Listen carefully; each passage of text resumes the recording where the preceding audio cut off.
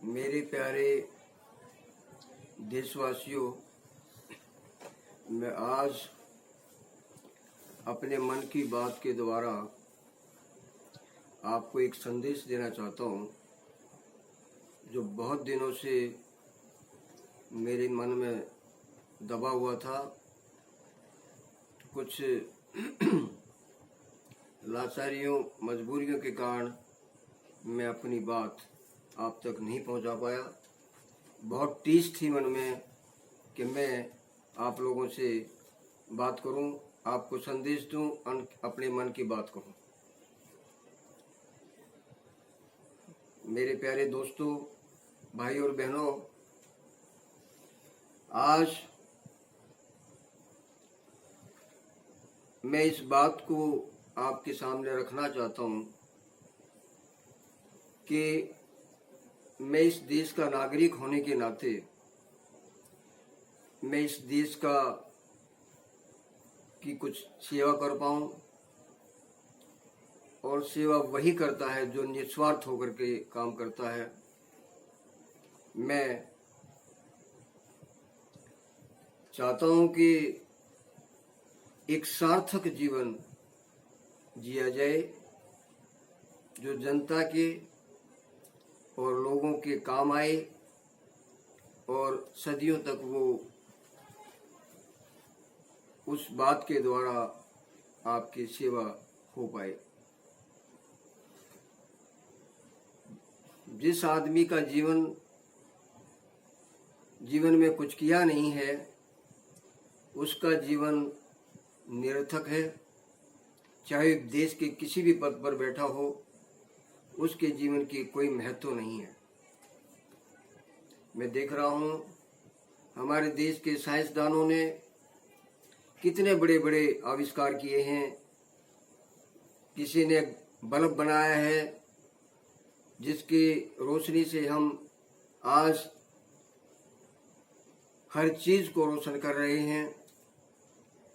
किसी ने कुछ आविष्कार किया है, किसी ने कुछ आविष्कार किया है, लेकिन जिन लोगों ने जो आविष्कार किया है, उस आविष्कार के द्वारा अगर जनता की कोई सेवा होती है तो उस साइंटिस्ट का, उस साइंसदान का जीवन सार्थक हो जाता है। इसी प्रकार जो देश की राजनीति में जो लोग आए हैं, जिन्होंने देश के लिए कुछ किया है, उनका जीवन भी सार्थक हुआ है। वैसे तो कितने भी प्रधानमंत्री आए और चले गए, लेकिन लाल बहादुर शास्त्री का नाम हमेशा हर आदमी के, हर बच्चे की जुबान पर हमेशा रहता है कि इससे बढ़िया प्रधानमंत्री आज तक देश का कोई आया नहीं। इस बात का सबूत है कि लाल बहादुर शास्त्री का जीवन एक सार्थक जीवन था। मैं भी इस देश का नागरिक होने के नाते मैं भी चाहता हूं कि मेरा भी जीवन सार्थक हो, देश के लिए मैं कुछ कर पाऊं। इसके लिए मैं, जो मेरे मन में एक टीस थी, वो आज आपके सामने इस संदेश के द्वारा बताना चाहूँगा कि आज मैं देख रहा हूँ कि हिंदुस्तान के अंदर बहुत सी पार्टियां हैं। कांग्रेस पार्टी ने 70 साल तक राज किया। उसके बाद 70 साल के बाद वो देश को लूटती रही, और हमारे जो दलित वर्ग के, दलित तबके के जो लोग थे, उनको आज तक भी वो चीज़ हासिल नहीं हुई जो डॉक्टर अंबेडकर ने अपना सपना देखा था, और अपने सपने के द्वारा निम्न जातियों को सामान्य जातियों के बराबर लाने के लिए एक 10 साल के लिए एक रिजर्वेशन का एक टाइम फिक्स किया था। लेकिन कांग्रेस ने हमेशा हमारे गरीब और नीचे तबके के भाइयों को सिर्फ अपना वोट की राजनीति करती रही, और उनका कोई उद्देश्य पूरा, जो डॉक्टर अंबेडकर जी का जो उद्देश्य था, उसको पूरा नहीं किया। आज देश के अंदर हमारे लोकतंत्र नाम का रह गया है। जो संविधान में हमें लोकतंत्र की परिभाषा बताई गई, वो लोकतंत्र आज हमारे देश के अंदर नहीं है। सिर्फ नाम मात्र का इस देश में लोकतंत्र बचा हुआ है। कहीं पार्टियां एक अपनी सरकार बनाने के लिए दूसरी पार्टियों के, दूसरे दलों के लोगों को, एमएलए को असेंबली में या फिर पार्लियामेंट में दूसरी पार्टियों को, लोगों को खरीद कर अपना बहुमत हासिल करने के लिए तथा अपनी सरकार बनाने के लिए लालायित रहती हैं। और इसमें लोकतंत्र को एक बहुत बड़ा सारी पार्टियां एक ठेंगा दिखा रही हैं। कोई तो, अब मैं उदाहरण के लिए आपको कर्नाटक के चुनाव की बात करना चाहता हूं कि कर्नाटक में ना कांग्रेस को जनता ने बहुमत दिया, ना कुमार स्वामी की पार्टी को बहुमत दिया, और उसके बावजूद भी, बहुमत ना देने के बावजूद भी, फिर भी उन्होंने, दोनों पार्टियों ने, कांग्रेस और कुमार स्वामी की पार्टी ने मिलकर कर्नाटक में सरकार बनाई। तो ये लोकतंत्र को बहुत बड़ा धक्का है, क्योंकि जब जनता ने जब उनको बहुमत नहीं दिया तो उनको कोई अधिकार नहीं है कि वो सरकार बनाए। दोनों पार्टियां मिलकर के सरकार बनाती हैं, तो ये हमारी जनता को एक बहुत बड़ा धोखा है और जनता के साथ अन्याय है। तो इस तरह का जो चित्र आज की पार्टियां कर रही हैं वो घोर अलोकतांत्रिक है। इसके बावजूद जब बहुत दिन तक भारतीय जनता पार्टी सरकार से बाहर रही कर्नाटक के अंदर, तो फिर उन्होंने कोई पैंतरा ऐसा चलाया जिससे कुमार स्वामी की और कांग्रेस की पार्टी के लोग जो है बीजेपी की तरफ आकर्षित हो गए, और जिससे उन्होंने वहाँ कांग्रेस और कुमार स्वामी की मिलकर बनाई हुई सरकार को तोड़ दिया और अपनी सरकार बनाने का पैंतरा चालू किया। ये बहुत ही दोनों बातें ही बहुत अलोकतांत्रिक हैं, और इसका संदेश जो है वो लोकतंत्र का नहीं, बल्कि आज लोकतंत्र बिकाऊ है। आज लोकतंत्र को खरीदा जाता है, आज लोकतंत्र को बेचा जाता है। तो इस तरह से एक, अगर दूसरी तरफ हम बात करें तो दूसरी तरफ जो लोग, जो पार्टियां गरीबों को से वोट खरीद लेते हैं, वोट खरीद करके एमपी बन जाते हैं, कोई एमएलए बन जाते हैं, कोई मंत्री बन जाते हैं, तो ये भी एक लोकतांत्रिक है। किसी भी वोट का खरीदना और बेचना और बेच करके सत्ता में आना, ये बहुत अलोकतांत्रिक तरीका है, जो हमारे संविधान को ठेंगा दिखा रहा है। जो लोकतंत्र की बात हम संविधान में करते हैं, उस पूरे संविधान को ठेंगा दिखाता है।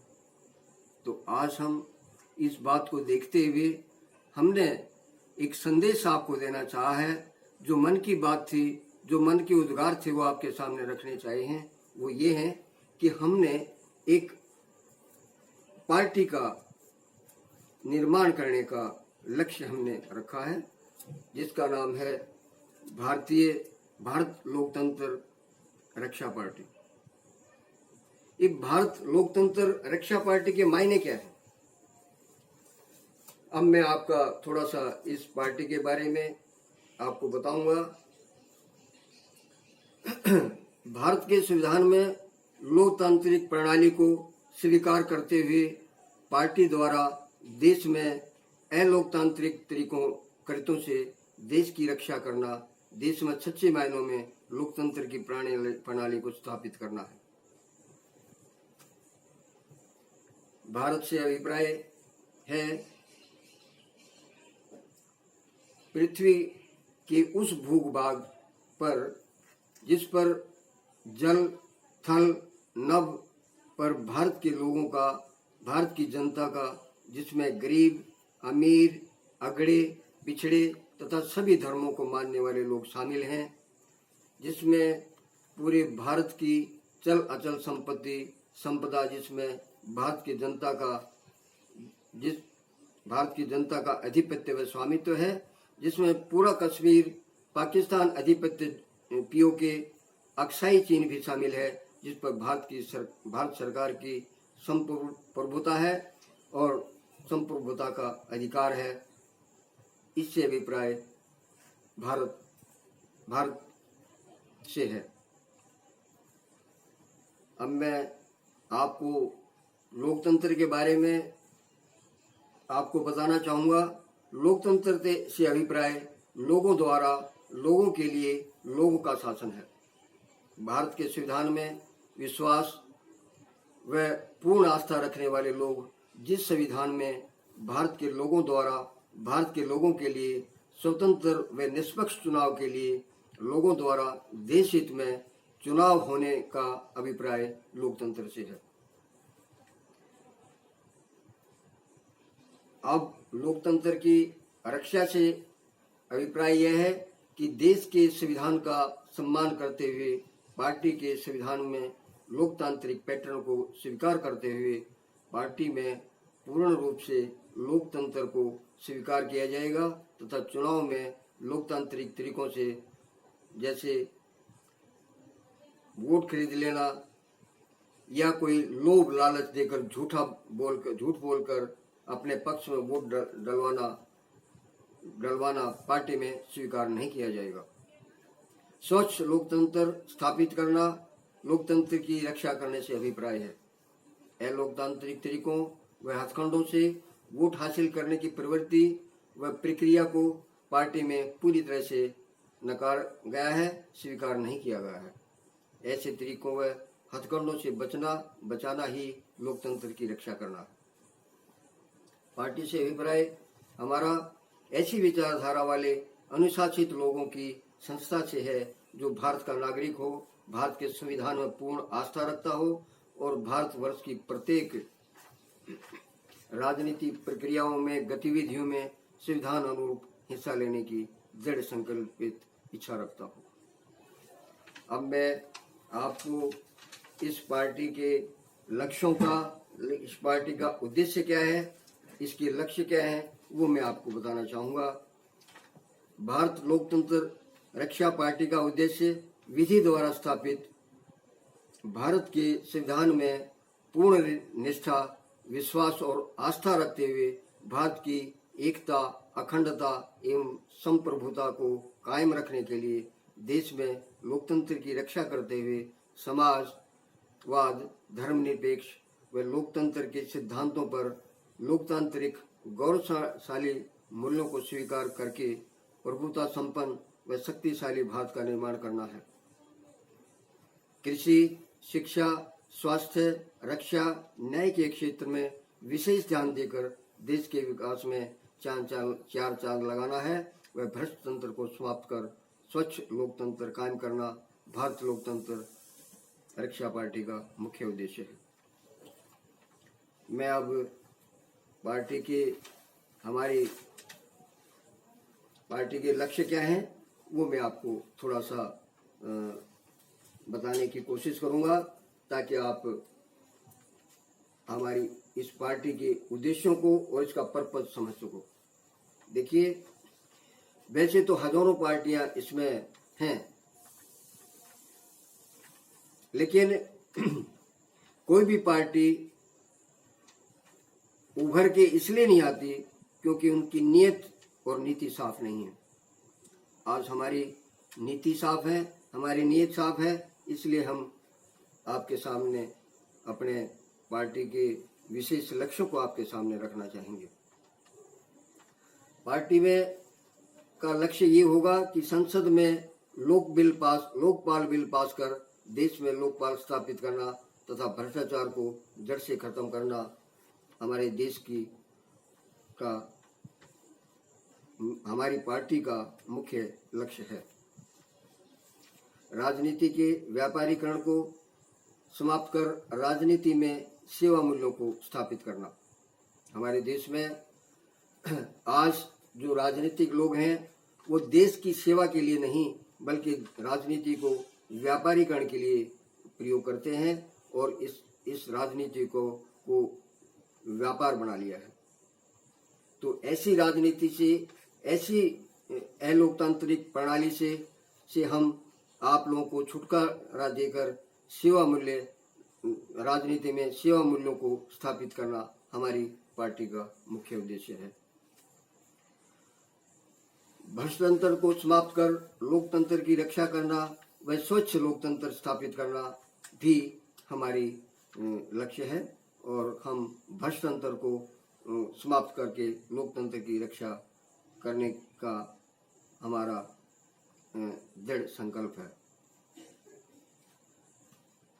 अंग्रेजी हुकूमत के बनाए हुए पुराने कानून को बदलकर नए विधि कानून स्थापित करना, देश में बेरोजगारी समाप्त करना, देश में रोजगार के अवसर पैदा करना हमारी पार्टी का मुख्य उद्देश्य है।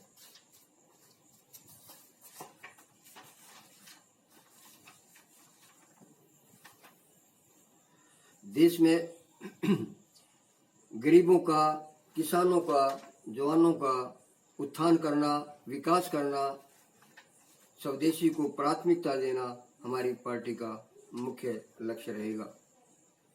स्वदेशी लघु उद्योग व बड़े उद्योगों का विकास करना। हम बजाय दूसरे देशों के से हम अपनी जरूरत की चीजों को आयात करने के, हम अपने ही देश में लघु उद्योगों व बड़े उद्योगों का विकास करें और अपने ही देश में उस धन का लाभ उठाएं और देश की जनता को उसका लाभ हो। इसके लिए हमारी पार्टी दृढ़ संकल्प है अपने लक्ष्य के लिए।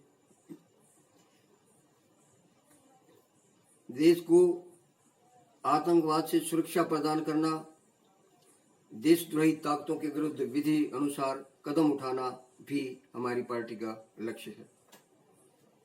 देश के अंदर आतंकवाद जिस तरह से 25-30 सालों से लगातार देश को खोखला किया जा रहा है, ऐसे देशद्रोही ताकतों जो आतंकवाद को बढ़ावा देते हैं, जो आतंकवाद को सुरक्षा देते हैं, जो आतंकवादियों को अपने घर शरण देते हैं, ऐसी ताकतों के विरुद्ध विधि अनुसार कदम उठाकर उनके खिलाफ सख्त से सख्त कार्रवाई करना हमारे पार्टी का लक्ष्य है। देश के सभी नागरिकों को समान अवसर प्रदान करना। देश के सभी नागरिकों, जो भी हिंदुस्तान के नागरिक हैं, 130 करोड़ लोग जो हिंदुस्तान के नागरिक हैं, उनको समान सभी नागरिकों को अवसर प्रदान करना तथा उनका रोजी रोटी का ध्यान रखना।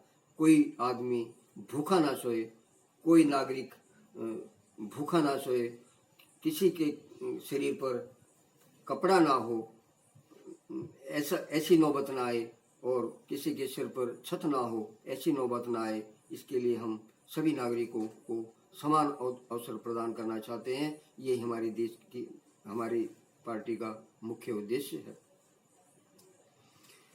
जातिवाद, परिवारवाद, पृथकतावादी, अक्षेत्रवाद, अवसरवाद, विचारधारा व भ्रष्टाचार को समाप्त कर लोकतंत्र की रक्षा के स्वच्छ लोकतंत्र स्थापित करना हमारी पार्टी का मुख्य लक्ष्य है। विभिन्न पार्टियां कहीं जातिवाद फैलाती हैं, कहीं जाति के नाम पर वोट मांगती हैं, कहीं परिवार के वोट पर मांगती हैं, कहीं पृथकतावादी कि ये उस जाति का है, ये उस जाति का है, मैं पंडित को वोट क्यों दूं, मैं जाट को वोट क्यों दूं। इस तरह की जो पृथकतावादी है, जो विचारधारा है, और अक्षेत्रवादी जो अक्षेत्र के, मैं फलाने क्षेत्र का हूँ, ये वहाँ के क्षेत्र का है, तो इसलिए मुझे वोट मिलना चाहिए, इस तरह की अवसरवादिता जो राजनीति है, जो नीति है, ऐसी विचारधारा को, ऐसे भ्रष्टतंत्र को समाप्त करके लोकतंत्र की स्थापना करना व स्वच्छ लोकतंत्र स्थापित करना हमारी पार्टी का मुख्य लक्ष्य है। सरमाएदारों व उद्योगपतियों के से उपयुक्त कर टैक्स लेकर देश की विकास धारा का बहाना। हमारे देश में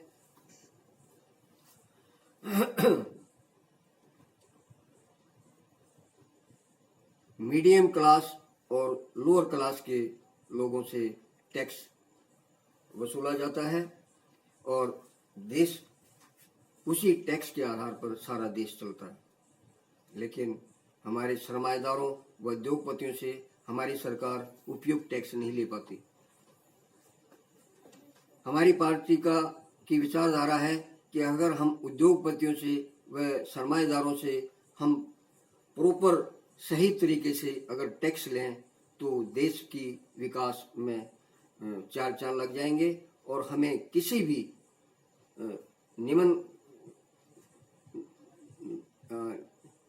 मीडियम क्लास और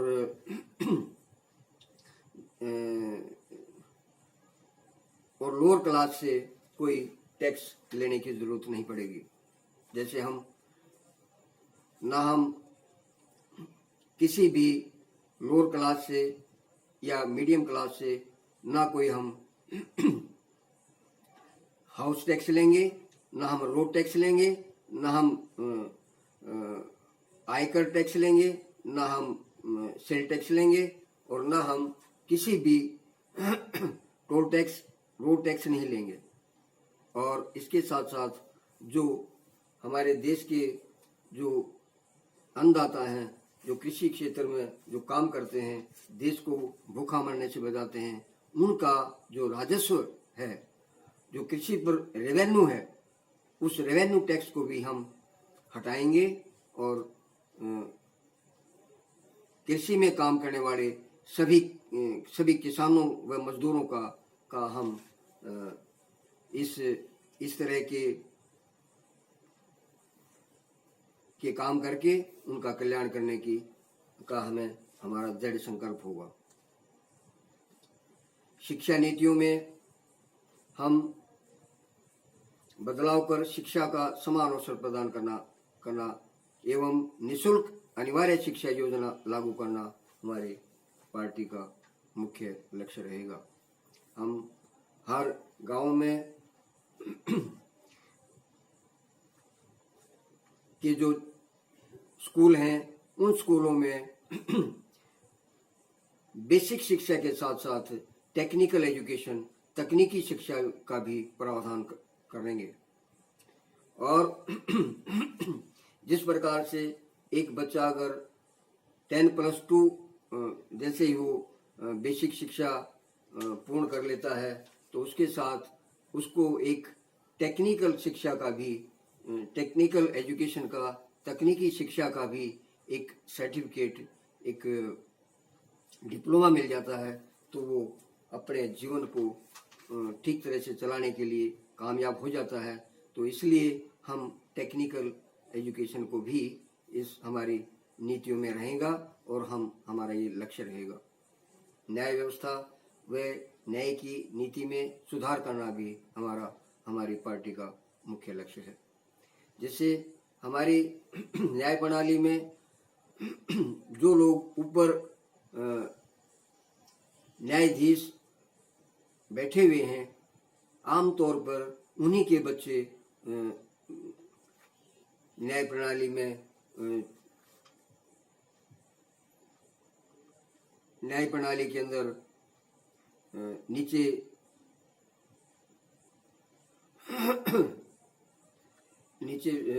उनके बच्चे ही उस न्याय नीति के अनुसार, उनकी अन्यायपूर्ण न्याय नीति के अनुसार उन्हीं के बच्चे जज लगते हैं।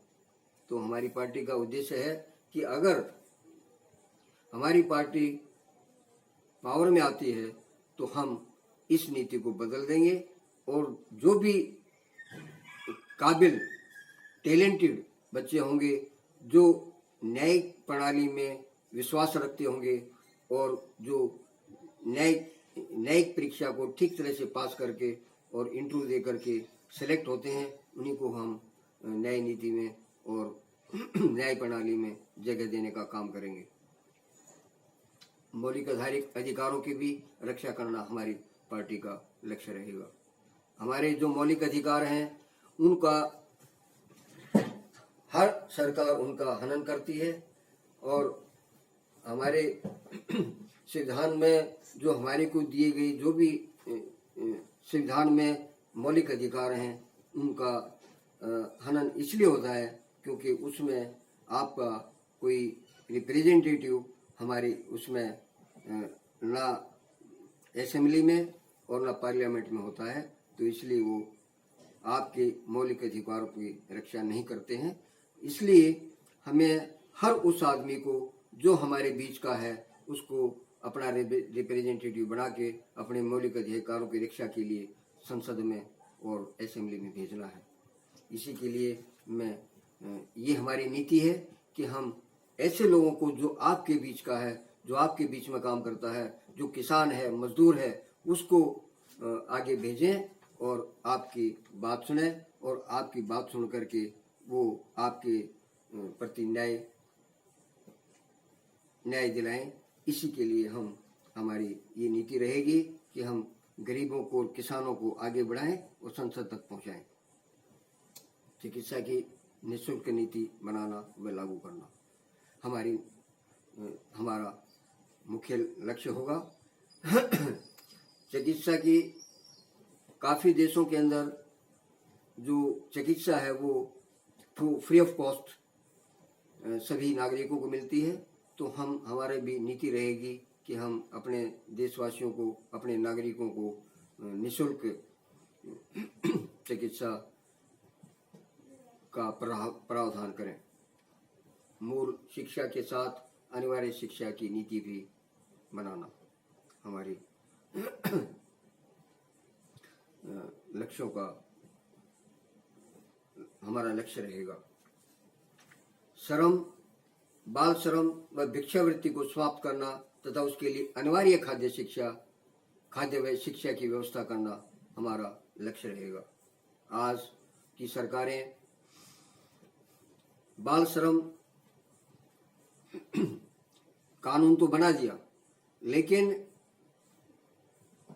वो बाल जो श्रम करके अपना पेट पालते हैं, उनका पेट पालने का, उनकी समस्या का समाधान नहीं किया। इसलिए अगर सरकार बाल श्रम कानून के तहत बच्चों को नौकरी न करने का प्रावधान किया है, तो उसकी खाद्य समस्या कौन उनकी खाद्य समस्या दूर करेगा, उनका कौन खिलाएगा, तो ये भी सरकार की जिम्मेदारी है। तो इसलिए हम बाल श्रम एवं भिक्षावृत्ति को समाप्त करके उनका अनिवार्य खाद्य समस्या का समाधान करेंगे और शिक्षा की व्यवस्था करना भी, उनकी शिक्षा की व्यवस्था करना भी हमारा मुख्य उद्देश्य होगा। जनसंख्या की नीति को लागू करने के लिए नए मूल्यों का निर्धारण करना तथा उचित समाधान करना हमारा पार्टी का उद्देश्य होगा कि हम लोगों को एजुकेट करें कि ज़्यादा जनसंख्या होने से देश को या परिवार को क्या नुकसान होते हैं, ये सब उनको एजुकेट करके, उनको बता करके उनकी समस्या का समाधान करना है और देश की जनसंख्या नीति को लागू कर देश के अंदर जनसंख्या का उचित जनसंख्या के लिए हमें मूल्य निर्धारण करना है। भारत को स्वावलंबी बनाकर विश्व पटल पर विकसित करना व राष्ट्र का दर्जा प्राप्त कराना, ये भी हमारी पार्टी का मुख्य लक्ष्य रहेगा।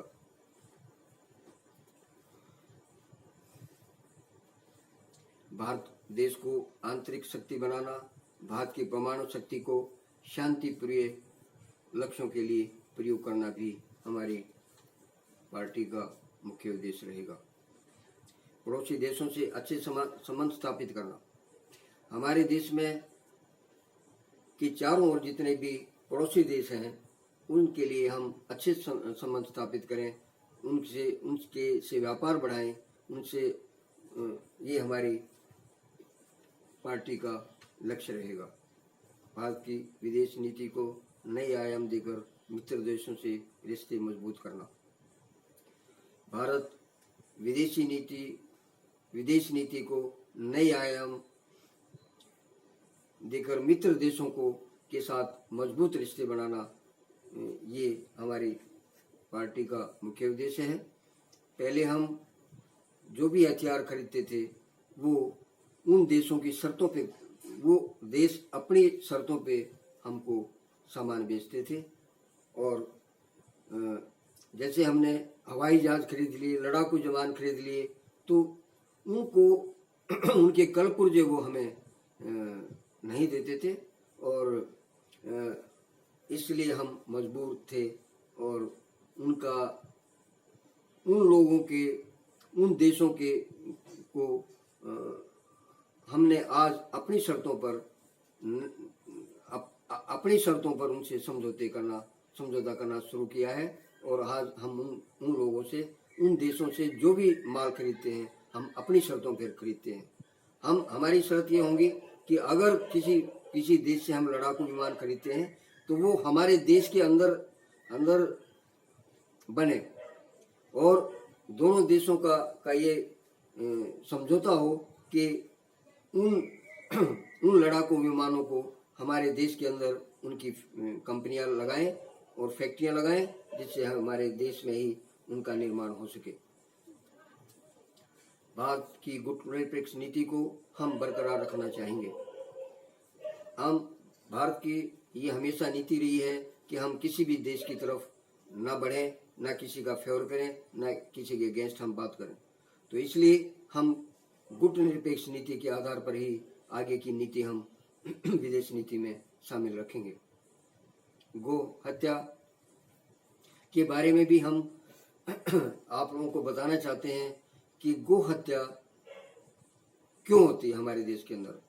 हम वैसे तो गाय को गौ माता के नाम से पुकारते हैं और वो हमें दूध देती है, और हमारे बच्चों की हमारी दूध की पूर्ति करती है, तथा बच्चों को दूध पी करके, गौ माता का दूध पी करके एक अच्छे गुण